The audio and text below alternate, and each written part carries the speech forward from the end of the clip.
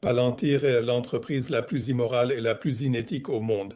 Palantir est dirigé par un sociopathe.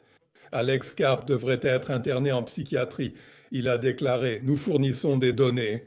Nous aidons les gens à exercer leur pouvoir et parfois à tuer d'autres personnes. Pour moi, quelqu'un qui décide de la vie des gens ne devrait ni être exposé au public, ni exercer une fonction publique. Palantir collecte les données, une fois pour l'armée ukrainienne et bien sûr aussi pour les forces de défense israéliennes dans la bande de Gaza, donc ils sont également co-responsables de tous les crimes qui y sont commis. Vous venez de décrire Palantir en substance comme l'entreprise la plus impitoyable qui existe. Les investisseurs deviennent-ils complices en investissant dans Palantir ? Parce que sur énormément de chaînes YouTube, jusqu'à récemment, on disait encore que cela rapporterait d'énormes rendements si l'on investissait dans cette plateforme et que c'était l'entreprise la plus géniale. Mais au fond, il me manque totalement la dimension morale. Oui, elle manque de toute façon si c'est juste pour investir et profiter. Je veux dire, nous savons bien qu'en Allemagne, par exemple, l'entreprise la plus rentable de ces dernières années a été Rheinmetall. Et Rheinmetall construit des usines d'armement en Ukraine, donc en zone de guerre. Ils font des choses qui ne se sont même pas produites pendant les périodes les plus sombres de l'histoire allemande.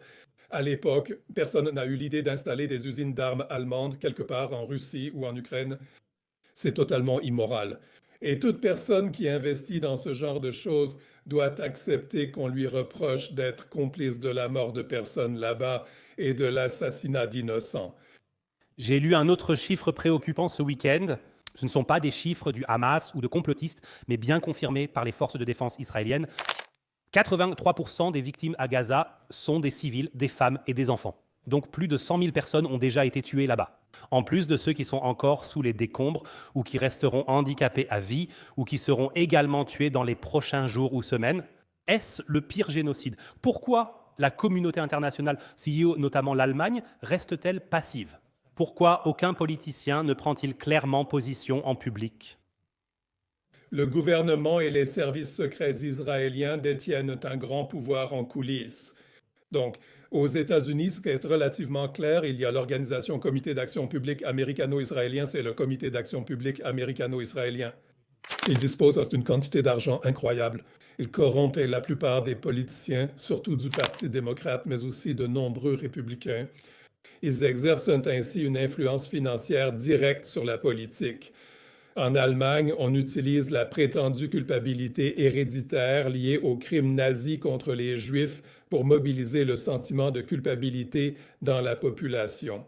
Mais ce qui est intéressant, c'est que l'argent israélien joue un grand rôle dans le monde. Enfin, il faut aussi dire que le judaïsme a toujours été lié à l'argent. Les grands prêteurs d'argent du passé ont toujours été les Juifs. Et c'est quelque chose qu'on n'a tout simplement plus le droit de dire aujourd'hui parce qu'on est immédiatement qualifié d'antisémite. Mais c'est tout simplement un fait. Et Israël a manifestement beaucoup de pouvoir. Parce que si le monde entier regarde un génocide se dérouler de cette manière sans rien faire, il doit y avoir une force derrière qui empêche que ces protestations deviennent publiques. Il ne s'agit pas seulement de regarder, mais les protestations sont directement réprimées, comme hier. Hier, sur Internet, il y avait par exemple une vidéo d'un pasteur à Oxford qui tenait une pancarte disant que ce qui se passe à Gaza est un crime. L'homme a été plaqué au sol par la police, puis emmené. Cela ne se passe pas qu'en Angleterre, mais aussi dans les universités américaines et à Berlin. Des personnes qui manifestent simplement pour une vie libre pour les Palestiniens sont immédiatement qualifiées d'antisémites et aussitôt interpellées par la police. Donc c'est vraiment un crime incroyable et énorme. L'important, c'est justement de ne pas toujours confondre cela avec la foi juive. La foi d'une personne, c'est une affaire privée. Être juif ne signifie pas qu'on soit responsable de ce qui s'est passé. Les sionistes, c'est différent. Il faut distinguer le sionisme du judaïsme, deux choses très différentes. Le sionisme n'est rien d'autre qu'un crime. Ce qui, au siècle dernier, a coûté la vie à énormément de personnes et qui, en ce moment, coûte aussi la vie à beaucoup de gens dans la bande de Gaza. Et encore quelque chose de très important. Dans la bande de Gaza, 50% de la population a moins de 18 ans. Donc, c'est un crime énorme contre l'avenir de ces personnes parce que ces gens-là, fondamentalement, tous, le million de moins de 18 ans, sont gravement traumatisés et ne pourront plus jamais mener une vie normale. Ils sont remplis de peur. On ne peut plus enlever ça à une personne quand elle a vécu enfant, la mort de membres de sa famille, l'effondrement de maisons ou que son école a pris feu. C'est donc un crime gigantesque qui a été commis là-bas. Et M. Netanyahou et M. Smotrich, entre autres, comptent parmi les plus grands criminels de l'histoire du monde. Je suis d'accord avec vous. Vous avez mentionné Smotrich et Ben Gvir, mais je trouve Netanyahou le plus inoffensif du cabinet. Mais si l'on regarde les deux derniers et qu'on les recherche sur Google, ce sont des ultra-nazis qui, au final, participent à la détermination de la politique de sécurité dans ce pays. Et nous, en Allemagne, nous disons toujours de façon réflexe, oui, ici, le 7 octobre, c'est là que le grand malheur est arrivé. Et tous les otages pris là-bas, je pense toujours qu'il ne s'agit pas des otages, cela n'a jamais été le cas. Ils ont été instrumentalisés dès le début. Le 7 octobre a été terrible, mais le conflit ne date pas de ce jour. Avant déjà, c'était la plus grande prison de haute sécurité du monde. De plus, il faut dire, le 7 octobre n'était pas ce qu'on nous présente, donc le 7 octobre, il est absolument impossible que cela se soit passé comme le gouvernement israélien veut nous le faire croire. C'est la frontière la mieux sécurisée du monde. Et elle aurait été franchie avec des tracteurs et des engins volants légers. Et par des personnes qui s'y étaient préparées. On sait que dans la bande de Gaza, chaque appel est écouté par les services secrets israéliens. Donc les services secrets israéliens savent à 100% ce qui se prépare dans la bande de Gaza. Cette absurdité aussi, selon laquelle tout cela aurait été préparé dans les tunnels, est absolument invraisemblable. Il est donc intéressant de noter que l'armée israélienne n'a pas réagi à cette attaque pendant des heures. Pour moi, c'est juste une réédition de Pearl Harbor.